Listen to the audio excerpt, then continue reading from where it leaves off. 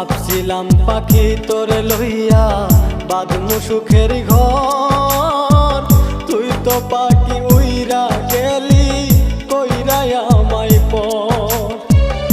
আমি তাকে পাগল পারাই মন পিঞ্জুরাই বসতি, আমি তাকে পাগল পারাই মন পিঞ্জুরাই বসতি। আমি মরলে তবু তোমার হবে কি ক্ষতি?